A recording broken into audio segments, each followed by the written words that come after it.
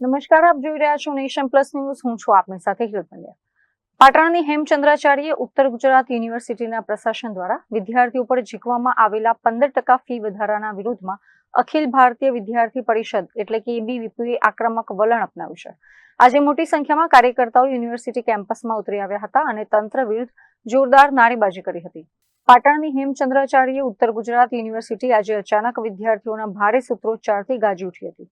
University તંત્ર દ્વારા વિદ્યાર્થીઓ પર આર્થિક બોજ નાખતો 15%નો ફી વધારાનો કમરતોડ નિર્ણય લેવાતા વિદ્યાર્થીઓમાં લાંબા સમયથી નારાજગી હતી.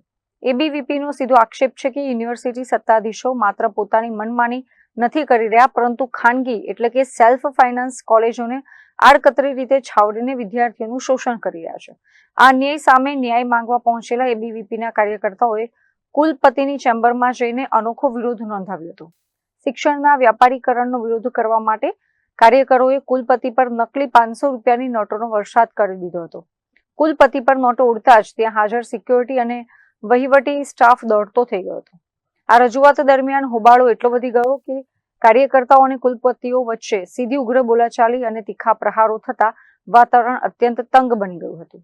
વિદ્યાર્થી અગ્રણીઓએ સ્પષ્ટ શબ્દોમાં ચેતવણી આપી છે કે જ્યાં સુધી વિદ્યાર્થીઓના હિતમાં આ 15%નો ફી વધારો કોઈપણ ભોગે પાછો ખેંચવામાં નહીં આવે ત્યાં સુધી લડત ચાલુ રહેશે.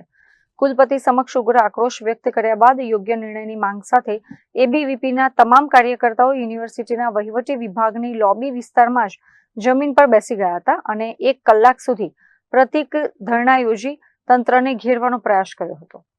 યુનિવર્સિટીમાં બનેલી આ ઘટનાને પગલે શૈક્ષણિક આલમમાં ભારે ખળભળાટ મચી ગયો છે.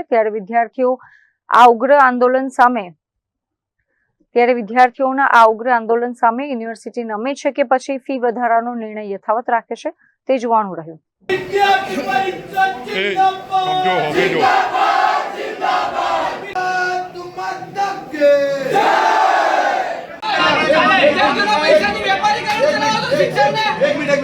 પહેલા દિવસે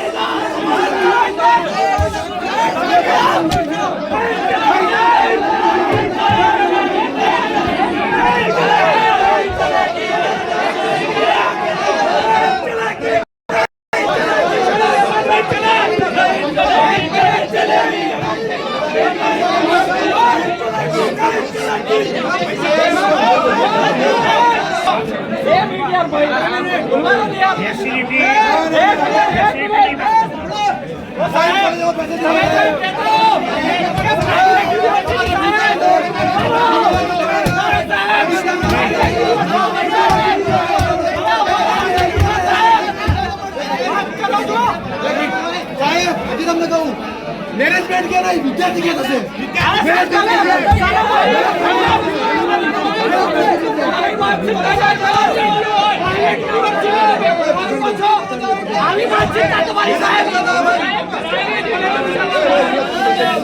bureau report Nation Plus News Patan. સમાચારોના સતત અપડેટ મેળવવા માટે અમારી નેશન પ્લસ ન્યૂઝની યુટ્યુબ ચેનલને સબસ્ક્રાઇબ કરો, બેલ આઇકન દબાવો અને જોડાયેલા રહો ફેસબુક, ઇન્સ્ટાગ્રામ અને ટ્વિટર પર.